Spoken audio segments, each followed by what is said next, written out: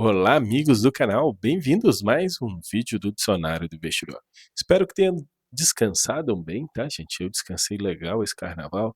Foi, foi literalmente para descanso, tá? Estudei pouco e me mantive o máximo possível, relaxando junto com a família. E isso é muito importante, espero que muitos de vocês tenham feito isso.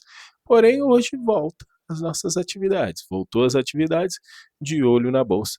E nada como depois de um mês inteiro, ah, diria até positivo para os nossos queridos fundos imobiliários, a gente fazer algumas reflexões e olhar esse resultado de como foi o mês. Então vamos lá para o nosso Day News fechamento de mercado. Antes de tudo, eu quero dar um aviso a vocês: esse vídeo não é uma recomendação de investimentos. Os ativos citados não podem ser considerados indicações de investimento. Responsabilidade de escolha de ativos é do próprio investidor. Rentabilidade passada não é garantia de rentabilidade futura. O canal Dicionário do Investidor não vai no direct oferecer produto ou serviço para ninguém. Pessoal, a gente vai dar uma olhada nas altas e baixas. E nessas altas e baixas do IFIX, é muito interessante, trazendo aqui a consulta pelo Google, né? O IFIX subiu 4,26% durante esse mês. É uma alta interessante, porque quando você leva em consideração que, Kiko, mas meus fundos não subiram isso tudo. Não, é lógico, o IFIX é uma média. E a outra, aqueles fundos que pagam 1%, a, o provento fica na cotação do IFIX, mas não fica na cotação do fundo, né? Então tem isso também levado em consideração. Então podemos dizer aí, como a média do IFIX está em torno de 1%, podemos dizer que o IFIX subiu, era normal uma carteira de fundos imobiliários estar subindo pelo menos 3% esse mês. Isso aí era uma consideração. Agora, para aqueles que dizem que fundo imobiliário não presta, que o bom mesmo são ações, nesse mês foi negativo para o índice Bovespa, onde o índice Bovespa fechou em 122.799 pontos, uma queda de 2,18%. Sim, muita gente. Você, não, negócio, vou sair de. A pessoa lá em início de fevereiro vai e diz: vou, cansei de perder dinheiro com fundos imobiliários, vou investir em ações. É pronto, agora ela vai cansar de perder dinheiro em ações. Gente, essa aí é a regra da fila. Você entrou numa fila de supermercado, você vai firme nessa fila de supermercado até o final. Se você sair dessa fila e entrar na outra fila, que você está achando que ela está andando mais depressa, vai acontecer justo o contrário. A essa fila que você for vai parar e aquela que você estava anda. Então, por isso que a gente tem uma carteira diversificada, ou às vezes, quando a gente vai com a esposa no supermercado, cada um pega uma fila para ficar mais tranquilo. Aí você vai ter o melhor resultado possível, cada um indo numa fila. Então, por isso que tem que ter na carteira fundos imobiliários, tem que ter na carteira ações. E assim você está bem diversificado de modo geral. Olhando agora o juros futuro, olha, ele subiu no mês 1,69%. Poxa, aqui, fundo imobiliário subindo e juros futuros subindo. Não, se você reparar bem, tá bem pequenininho aqui, ó. Uma alta de 2% foi só na sexta-feira. Só na sexta-feira o juros futuros subiu 2%. No mês inteiro deu 1,69%, então, ou seja, ele estava em queda durante o mês. Aí na sexta-feira o juros futuro virou para alta, principalmente expectativas de inflação nos Estados Unidos, né? Nem no Brasil, hein? Que aqui a gente já tem a nossa. A expectativa de inflação nos Estados Unidos, juros futuro 2035 volta a ficar acima de 15% ao ano, 15,05%. Então, juros aí altos, consequentemente, pode ter alguns resultados. Kiko, então assim, tentei fundo imobiliário, não deu certo, tentei ações, não deu certo, então vou investir no exterior. O que eu quero ganhar dinheiro é no exterior, porque no exterior a gente sempre ganha. É a mesma regra. Olha só, o SP500, o índice com as 500 maiores empresas dos Estados Unidos, durante o mês de fevereiro caiu 4,67%. Voltando aí bem abaixo de 6 mil pontos, né? Estava 6.400 um tempo desse aí, e agora ficou 5.778 pontos. Caiu bastante esse índice. São momentos, né, pessoal? Infelizmente, uma decisão do presidente, uma decisão são, que a gente fala assim, que são contexto do mercado macro, né? Não é específico dos problemas das ações. No caso, as taxações que o novo presidente dos Estados Unidos está gerando, o mercado não está vendo como um bom negócio. Porque se você coloca mais taxas, a gente sabe aqui no Brasil como é que é. O mercado corre disso. E a mesma coisa é lá nos Estados Unidos. E falando nisso, a gente tem que dar uma olhada no dólar. O dólar, nesse mês, que ficou em queda boa parte do mês, olha só esse gráfico, acabou fechando em alta. Alta de 0,76%. E eu diria que essa alta toda foi na última semana, que chegou a estar R$ 5,73 o dólar. Mas fechou 5,88, para mim bem abaixo dos R$ 6 que estava antes. Ainda bem interessante para poder investir no exterior. Olha só, investir no exterior agora é um caso a se pensar. Para mim, por exemplo, que invisto constantemente, está um momento que o dólar está mais barato e também está um momento que as ações lá fora estão mais baratas. Então é um momento interessante a se pensar. E falando em Bitcoin, que é outra coisa também que eu ouvi muita gente dizer. Teve gente dizendo assim, vou vender meus fundos imobiliários que eu vou investir em Bitcoin. Então, a pessoa estava cansada de perder dinheiro com fundos imobiliários, foi lá investir em Bitcoin em fevereiro e perdeu aí 7,88%. Chegou a cair bem mais que isso, viu? Em reais está 532 mil reais. Em dólar voltou aos 90 mil dólares. Então está em 90 mil dólares, a queda em dólar foi de 7,49%. É uma queda razoável aí, mas se você olhar, hoje está subindo 3%, porque o Bitcoin não para, né? O Bitcoin não para de modo geral. Mas, Kiko, essa volatilidade do Bitcoin é normal? É. Esse print que eu tirei agora há pouco, pode ter acontecido, se acontecesse, por exemplo, daqui 2 horas, é capaz do Bitcoin já estar a 100 mil dólares novamente, porque ele é muito volátil.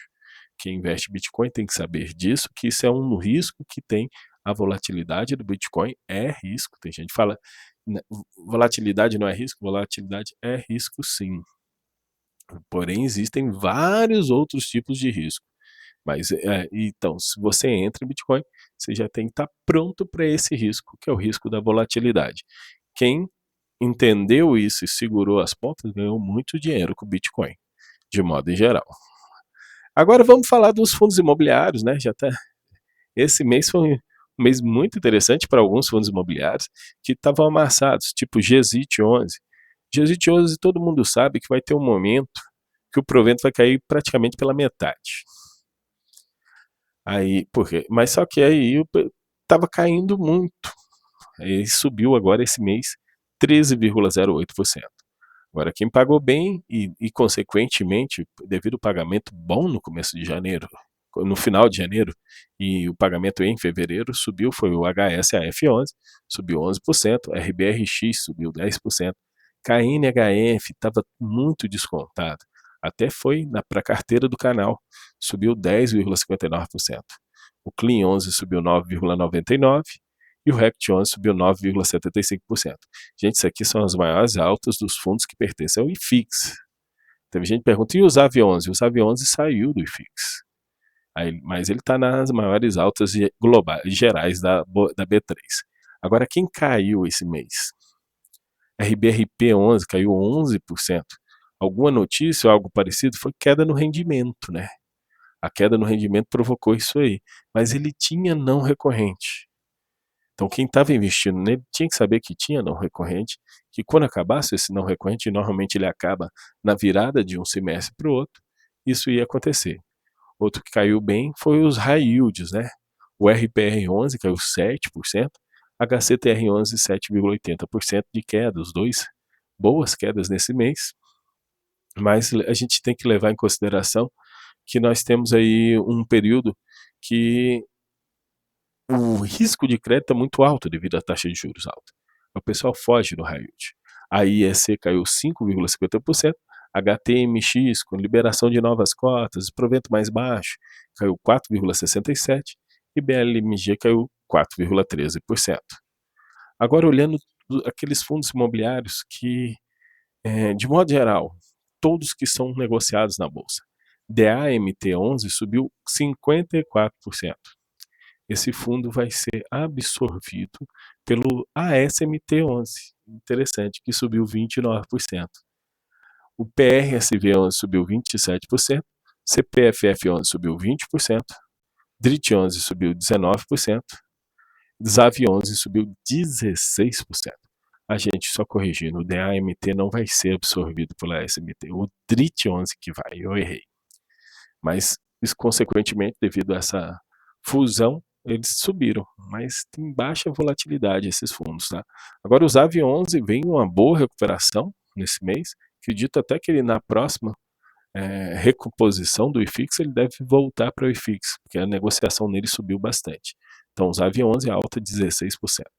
Uma queda BRIN11 caindo 43%, BLUR11 36%, PRSN caiu 26%, RENV11 caiu 25%, a LZC caiu 19%.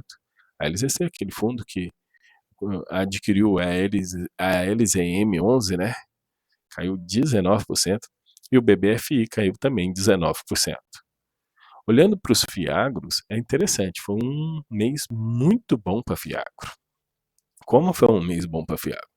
O HGAG subiu 39%, IAGR subiu 17%, BBGO subiu 15%, CPTR subiu 12%, JGPX subiu 8% e GCRA11 também 8%. Foi tão bom que só caíram 5 fundos.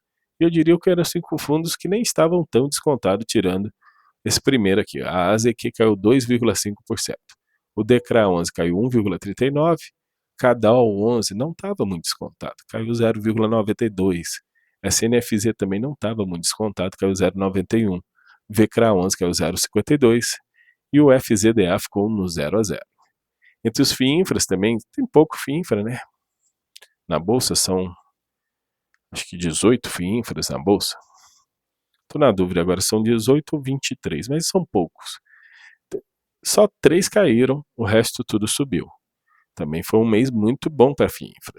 CPTI subiu 8,87%, RIF11 subiu 8,14%, meu bodezinho BODB11 subiu 7,99%, Juro 11, o pessoal entendeu como é que ele funciona, né? Porque ele estava lá R$90, aí o pessoal achando que ele ia deixar de pagar bons dividendos, já voltou o VP, automaticamente a cotação veio atrás, subiu 7,55%, JMBI subiu 6,39%, RBIF subiu 5,86%. Maior queda devido ter default na carteira, ou seja, inadimplência na carteira do OGI 11, 20%. 20% de queda para uma inadimplência de 4,5%. É isso que aconteceu. Porém, essa inadimplência de 4,5% pode fazer o fundo ficar 2 ou 3 meses sem pagar proventos. O IRIF caiu 2,15% e o XPID caiu 1,5%. Galera, chegamos ao final do vídeo de hoje. Muito obrigado. Eu acho que esse bate-papo para a gente olhar para trás, referente ao mês de fevereiro, faz com que a gente comece a dar uma olhadinha para frente e ver como é que a gente vai lidar nesse mês de março com os nossos investimentos. Hoje, primeiro dia útil do mês de março, a gente vai ter Bolsa de Valores a partir das 13 horas. Então, já a partir das 13 horas, a gente já está apto para começar a perder dinheiro de novo. Opa, peraí. Já está apto para voltar a negociar na bolsa novamente e quem sabe até conseguir bons resultados. Galera, um bom mês para todos, que a gente continue sempre buscando os nossos objetivos e cada dia crescendo mais em termos de conhecimento. Vou pedir para, como sempre, para vocês deixar aquele like nesse vídeo, se inscrever aqui no canal. Um grande abraço a todos e até a próxima, pessoal!